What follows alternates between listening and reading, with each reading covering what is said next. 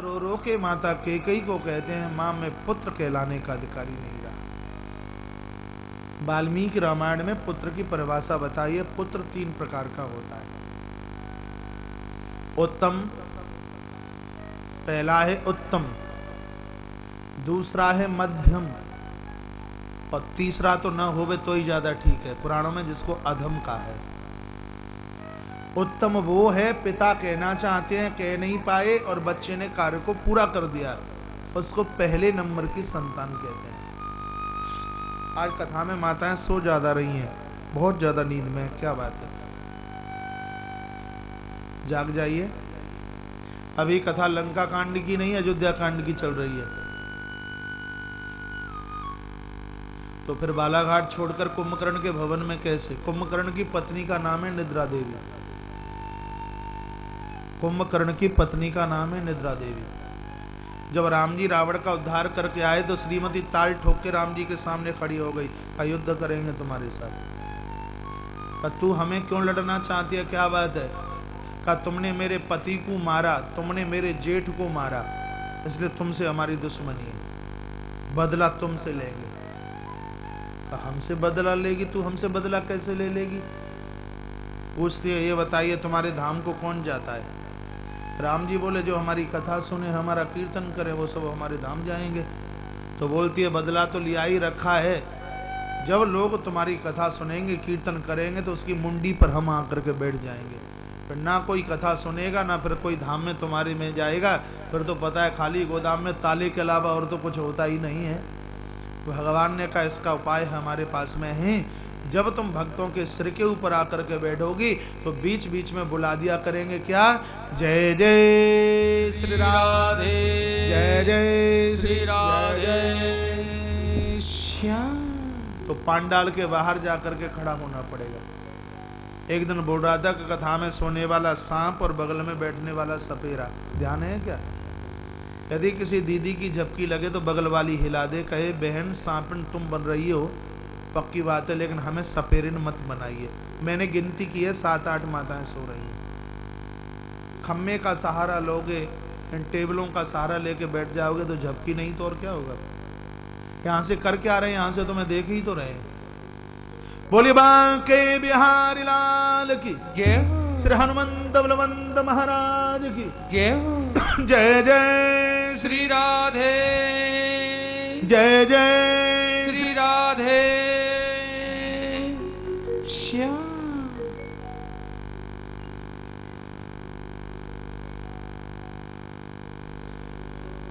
दूसरे नंबर का पुत्र में जिसका नाम है मध्यम। पिताजी ने कुछ कहा, ये लाख कार्य में व्यस्त था, और पिता ने कहा और सुनते ही इसने उस कार्य को पूरा कर दिया। ये दूसरे नंबर की संतान। और तीसरे नंबर के वो हैं, पिताजी ने कुछ कहा और ये अंगूठा दिखा करके चले गए, ऐसे तो न होवे तो ज्यादा ठीक है। राम जी इसलिए रो रहे हैं, कहते हैं मां मैं पुत्र कहलाने का अधिकारी नहीं रहा। मेरे मां बाबूजी को कहना पड़ा, कहने से पहले ही मुझे घर छोड़कर वन के लिए चला जाना चाहिए। माता के चरणों में प्रभु राम ने प्रणाम किया और कहा माता सोई जननी, माता सुन जननी सोई सुत बड़ भागी। इस जगत में पुत्र बड़भागी वो ही है जो माता पिता के चरणों का परम भक्त हो। ये भगवान श्री राम का वाक्य है। और आप भी सब किसी न किसी माता पिता के पुत्र हैं, बेटियां हैं। भगवान से बढ़कर के ये सेवा है मां बाबू जी की सेवा। प्रभु राम ने माता पिता की सेवा के ऊपर बहुत जोर दिया। कैकेयी को कहा माता सही में तू जननी है, पूरे अयोध्या में यदि किसी ने मुझे पहचाना है तो हे माता सिर्फ तूने पहचाना। भगवान के लिए माता कैकेयी ने अपयश का घूंट पी लिया। माता तेरा आशीर्वाद चाहिए। 14 वर्ष की मेरी यात्रा बिना मन में कुछ विचार किए पूरी हो जाए। पुनः पिता के चरणों में प्रणाम किया है। पिताजी तो होश में नहीं है। राघव बाहर चले आए, लोगों की भीड़ लगी थी। प्रभु क्या बात है, भगवान मुस्कुराते हुए जा रहे थे, लोगों को लगा कि सब कुछ ठीक ठाक से हो गया।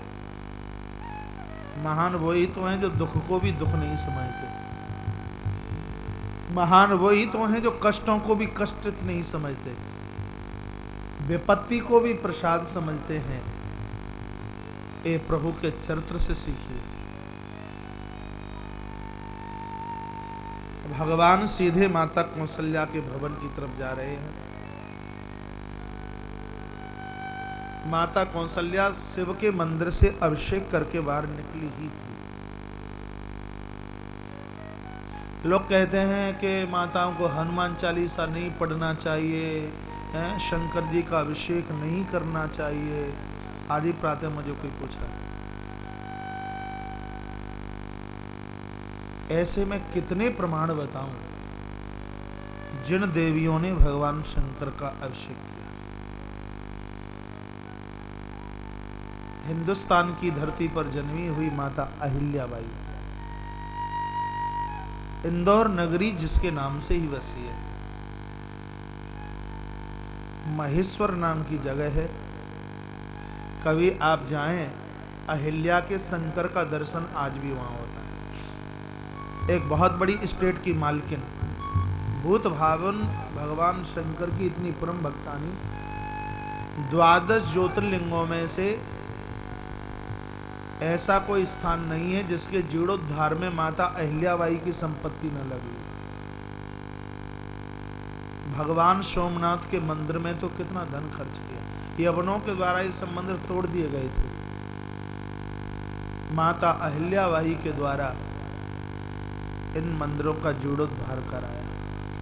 सिग्नेचर करने की कागज पर जरूरत होती तो ये कभी अपना नाम नहीं लिखती। कहा आदेश शंकर, स्टंप लगाया जाता, उस पर लिखा जाता था कि आदेश शंकर। सदैव भगवान शंकर का अभिषेक करती है। माता सबरी ने भूत भावन शिव का अभिषेक किया। माता कुंती ने भगवान शंकर का अभिषेक किया। और पुराणों में लिखा है माता कौशल्या ने भगवान शंकर का अभिषेक किया। भगवान भूत भावन शिव की पूजा करने से माताओं की मांग का सिंदूर शाश्वत होता है, पति की लंबी आयु होती है, ध्यान रखें। कहा माता हनुमान चालीसा का पाठ नहीं करती, कौन कहता है नहीं करती? गोस्वामी जी ने तो उसके अंतिम चरण में लिख ही दिया है, जो 7 बार पाठ कर कोई छूट ही बंदी महासुख होई। कोई शब्द लिखा है, वहां स्त्री और पुरुष का कोई भेद ही नहीं समझा।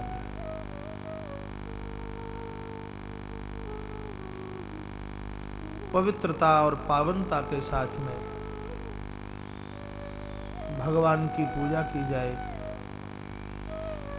पवित्रता शब्द बोल गया हूं, निश्चित रूप से वो फलदायी होती है। माता भगवान शिव के मंदिर से बाहर निकल के आई थी अभिषेक करके। इतने में भगवान राम का महल में प्रवेश करना हुआ। प्रभु ने चरणों में प्रणाम किया और कहा, मैया री मैया, मैया पिताजी ने मुझे राजा बना दिया।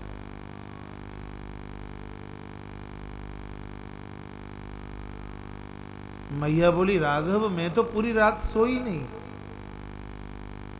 और तुझे राजा बना दिया गया और मुझे पता भी नहीं लगा। मैं पूरी रात्रि अपने हाथों से तेरे लिए कपड़े सिलती रही। जब तू बहुत छोटा था तब मैंने मंदिर में एक बात कही थी, हे भोलेनाथ, जिस दिन मेरा पुत्र राम गद्दी का मालिक बनेगा, राम को अपने हाथों से सिली हुई पोशाक पहनाऊं। पूरी रात भर में मंदिर में बैठी रही, तेरे लिए पोशाक सिलती रही, और महाराज ने तुझे गद्दी का मालिक बना दिया और हमें पता भी न लगा। मां के मधुर से शब्दों को सुनकर के प्रभु राम रो, यदि मैं मां को ये बोल दूं कि 14 वर्ष का मेरा वनवास हो गया है, मेरी माता सहन नहीं कर पाएगी। राम बोले हैं, मां मुझे पिता ने वो राज्य दिया है जो राज्य हर राजा के भाग का नहीं है। पिता दीन मोही कानन राज, जहीं सब भांति मोर बड़ काजू। पिताजी ने मुझे वन का, जंगल का राजा बनाया, जहां सर्व प्रकार से मेरा ही कार्य होने वाला है। राम जी का क्या कार्य होने वाला है? कैकेयी माता राम के लिए वनवास नहीं मांगती होती तो दुष्टों का मर्दन नहीं होता, दुष्टों का मर्दन नहीं होता तो धर्म का स्थापन नहीं होता। और भगवान का कार्य यही है, धर्म की स्थापना कराना। धर्म संस्थापनार्थायो संभवामि युगे युगे। भगवान की प्रतिज्ञा, हर युग में धर्म की स्थापना करता हूं। तो उस धर्म की स्थापना करने में माता कैकेयी का एक बहुत बड़ा हाथ रहा, बहुत बड़ा हाथ। प्रभु राम इसी बात को कहते हैं, जहां सब भांति मोर बड़ काजू, जहां सर्व प्रकार से मेरा ही तो कार्य होने वाला है। कह दिया वर्ष 4 10 विपिन वर्ष, 14 साल कह दूंगा, मां को धक्का लगेगा, गिर पड़ेगी। तो टुकड़ों में कहा है 4 ही 10, पहले 4 कहा और धीमे से 10 कहा। मैया 10 को तो सुन ही नहीं पाई। वर्ष 4 10 विपिन वर्ष, 4 10 वर्ष के लिए वन के लिए जा रहा हूं। कर पीतू वचन प्रमाण, माता पिता के वाक्यों को पूरा करने के लिए। आय पाए पुण्य देखिए हूं, मनुजन करसी मलान। तत्पश्चात 4 10 वर्ष के बाद में पुण्य में अपनी मां का दर्शन करूंगा। मां, मैं तुझसे आशीर्वाद लेने के लिए आया हूं, मां मुझे आशीर्वाद दीजिए। माता ने राम के मुंह से शब्द सुने और मां की भ्रुकुटी चढ़ी। मैया ने कहा कि कौन है अवध में ऐसा जो मेरे पुत्र राम को वन की बात करता है? ये हिम्मत है किसकी, ये ताकत किसकी है? यदि महाराज ने ये कहा है कि राम वन के लिए जाए, तो आज अपने अधिकार का मैं प्रयोग करूंगी। औलाद के ऊपर पिता से 10 गुना ज्यादा अधिकार मां का होता है। पुत्र को, संतान को माता पिता से 9 महीने पहले से जानती है। संतान के ऊपर 10 गुना ज्यादा अधिकार एक मां का है, और मैं अपने उस अधिकार का आज प्रयोग करूंगी। यदि पिता ने कहा है तो मैं राम को वन के लिए नहीं जाने दूंगी। गोस्वामी तुलसीदास जी महाराज ने धीमे से माता के कान में आके कहा, यदि मैया कैकेयी ने भी बोल दिया हो तो? माता कौशल्या का वाक्य देखिए, कहा यदि कैकेयी ने राम को वन के लिए जाने के लिए कहा है तो जो पितु मातु कहू बन जाना, जो पितु मात कहू बन जाना, तो कानन सत अवध समाना। हे पुत्र, यदि मां ने भी तुझे वन में जाने के लिए कहा है तो बेटा वो वन भी तेरे लिए 100 अयोध्या से बढ़कर के है। कैकेयी का कितना बड़ा मान माता ने रखा। आज कोई देवरानी, कोई जेठानी एक दूसरे के बच्चे को बोल करके तो बता दे खैर नहीं है घर में। हाँ, बोल के देख लेना, जेठानी के बेटे को चोटी सिर के ऊपर नहीं रहेगी।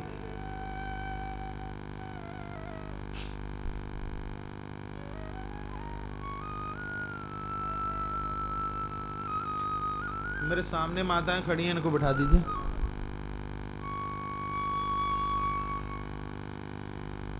कार्यकर्ता बंधुओं से मेरा निवेदन है, जहां ये जनरेटर चल रहे हो, 500-700 गद्दे पड़े हुए हैं, उनको सबको ला करके जो गीला गीला है वहां बिछा दिया जाए। भैया राजेश अग्रवाल जी के साथ में और भी कोई चले जाए।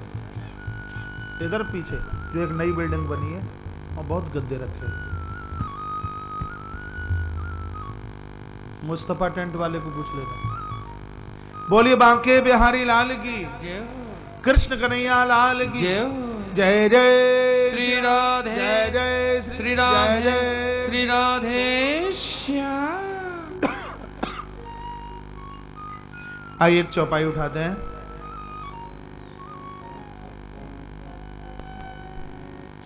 बड़ भागी बन अवध अभागी, बड़ भागी बन अवध अभागी, जो रघुवंश तिलक तुम त्यागे, बड़ भागी बन अवध अभागी, जो रघुवंश तिलक तुम त्यागे, बड़ भागी बन अवध अभागी, बड़ भागी बन अवध अभागी, जो रघुवंश तिलक तुम त्यागी, जो रघुवंश तिलक तुम त्यागी, भागी बन अवध अभागी, जो रघुवंश तिलक तुम त्यागी, बड़ भागी बन अवध अभागी, जो रघुवंश तिलक तुम त्यागी, जो पितु मातु कहियो बन जाना, जो पितु मातु कहियो बन जाना, तो कानन सत अवध समाना, तो कानन सत अवध समाना, बड़ भागी बन अवध अभागी, जो रघुवंश तिलक तुम त्यागे, बड़ भागी बन अवध अभागी, जो रघुवंश तिलक तुम त्यागे। रामचंद्र भगवान की जय हो। माता कौशल्या की आंखें भर आईं और रो रो करके अयोध्या के लोगों को कहने लगे कि हे अवध के लोगों, तुम तो सब के सब अभागे हो गए। भाग्यशाली तो वो वन के लोग हैं जहां राम के चरण पड़ेंगे। आंखें भर आई हैं माता की। राम जी को उठाया है, मां ने कंठ से लगाया है। राम माता के आंसू पहुंचते हैं। माता कहती है, राम बेटा मैं तेरे बिना रह नहीं पाऊंगी।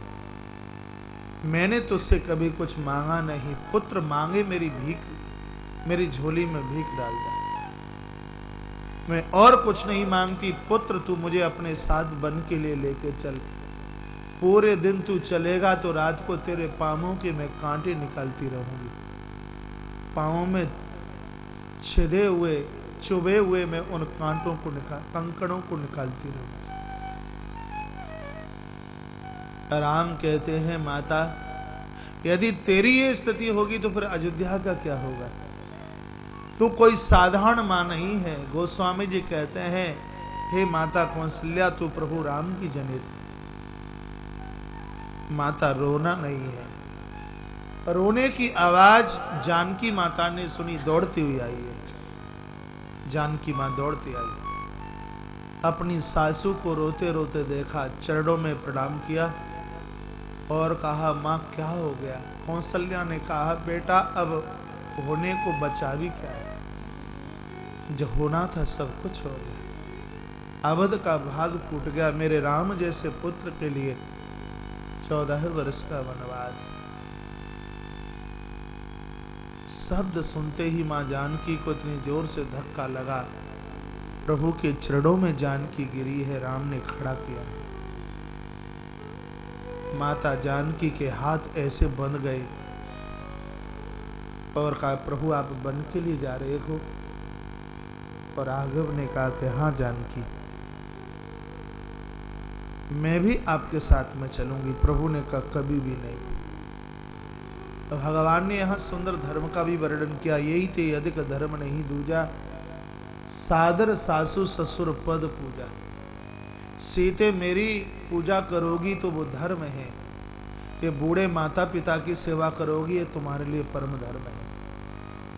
पिता अचेतन है, पिता के बिना माँ अनाथ है, भरत शत्रुघ्न भी घर पर है नहीं, इसलिए माँ की सेवा करना जानकी ये तुम्हारा सिर्फ कर्तव्य ही नहीं है, तुम्हारा धर्म भी है।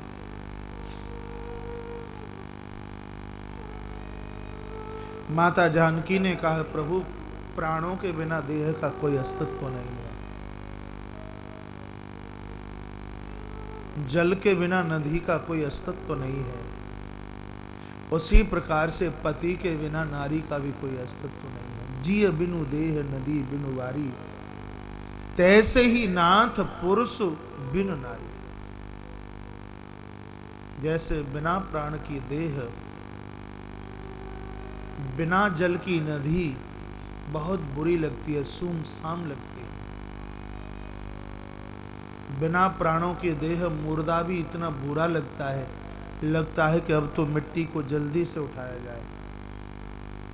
उसी प्रकार से बिना पति की स्त्री भी महाराज ऐसे ही है। इसलिए आपके चरणों में मेरी वंदना है, मेरी प्रार्थना है, इस अनाथा को प्रभु आप सनाथ कर दीजिए, मुझे अपने संग लेकर के चलिए। भगवान राम कहते हैं, जानकी यहां से कहना सरल है, 14 साल तक तुम कांटों के ऊपर नहीं चल पाओगे। तुम्हारी सुकोमलता मैंने तुम्हारे पिता के मुंह से सुनी है। जब तुम्हारे पिता विदाई तुम्हें दे रहे थे, तुम्हारी विदाई के समय पर मैं भी रो पड़ा। जानकी उस वन में कष्टों के अलावा और कुछ भी नहीं है, इसलिए मेरी बात मानना, माँ की सेवा करना है। पिता का नाम राम ने नहीं लिया, भगवान तो ईश्वर है ना। प्रभु को पता था कि मेरा वन के लिए जाना होगा, पिताजी के प्राणों का ऊपर जाना होगा, राम जानते थे ये बात, इसलिए मुंह से यही शब्द निकला है कि माँ की सेवा कर। मैं साथ लेके जाऊंगा नहीं। आवाज माता कौशल्या के कानों तक पहुंची। मां कौशल्या ने कहा, राम क्या कहा द्वारा से बोलना। मां के सामने से पुत्र की बोलने की हिम्मत नहीं है, और बच्चे सार्थक वही हैं, भले ही माँ बाबूजी बूढ़े क्यों न हो, आप युवान हैं, माता पिता के सामने बोलने की हिम्मत होनी भी नहीं चाहिए। गुरुजनों के सामने, बड़ों के सामने बोलने की हिम्मत होनी भी नहीं चाहिए।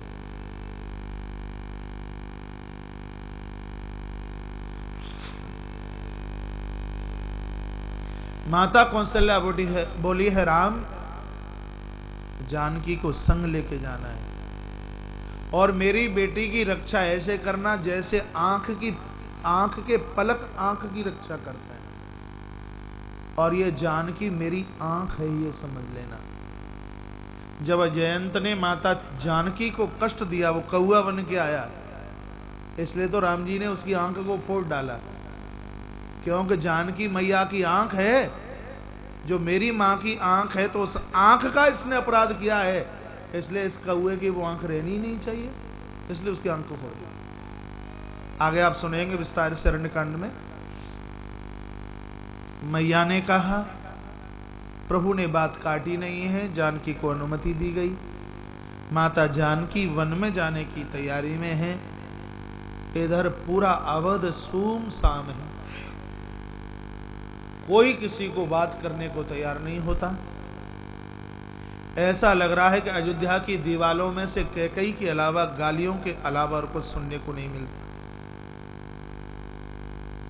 एकाएक अयोध्या के शिखर पर रखा हुआ कलश धड़ाम से नीचे गिरा। लोग दौड़ते हुए जा रहे थे, सरयू के किनारे से दौड़े। अयोध्या से माता सरयू बिल्कुल सटी हुई है, लोग मां सरयू के किनारे से दौड़ते हुए जा रहे थे। श्री लखनलाल सरयू के तट पर घोड़ों को तैयार कर रहे थे, मेरे प्रभु राम इन घोड़ों पर आज बैठेंगे।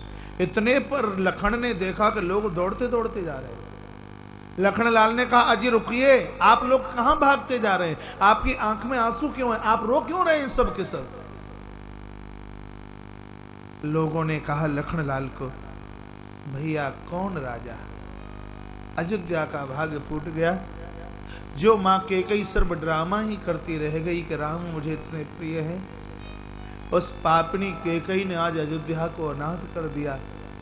प्रभु राम को 14 वर्ष के लिए वन भेजने के लिए महाराज से वरदान मांग लिया है।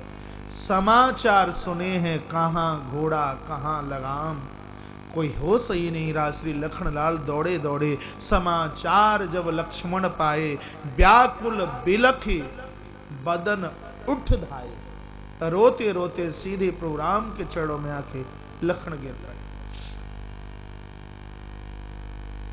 बहुत रोए, बहुत रोए। राम जी लखन को खड़ा करते हैं, लखन खड़े नहीं होते।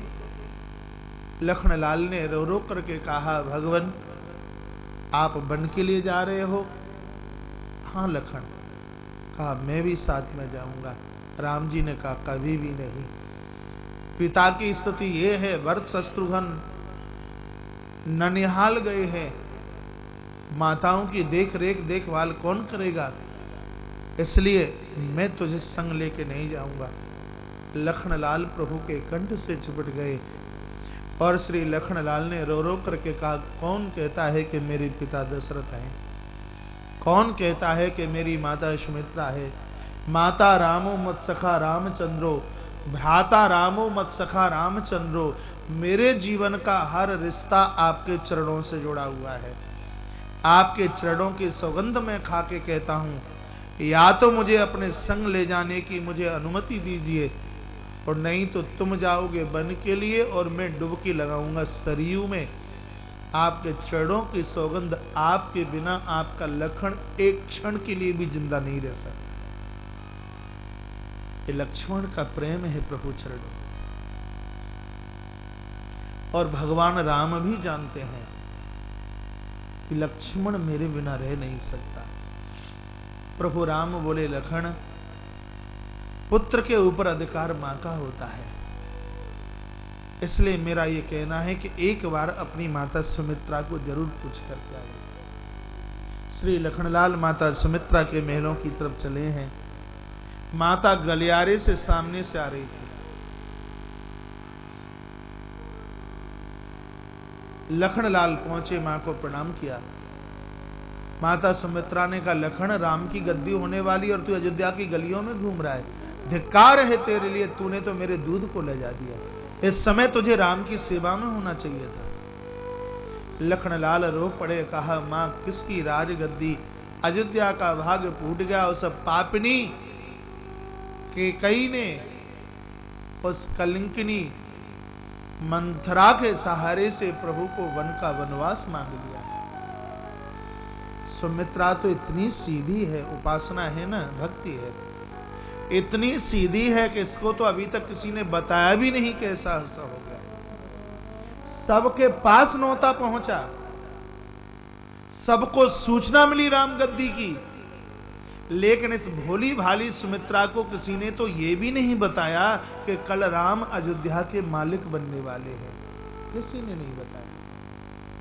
लेकिन इसको इस बात का कोई कष्ट भी नहीं है कि मुझे किसी ने क्यों नहीं बताया। लोग सबके लिए बहुत कुछ बोल देते हैं, लेकिन माता सुमित्रा इसके लिए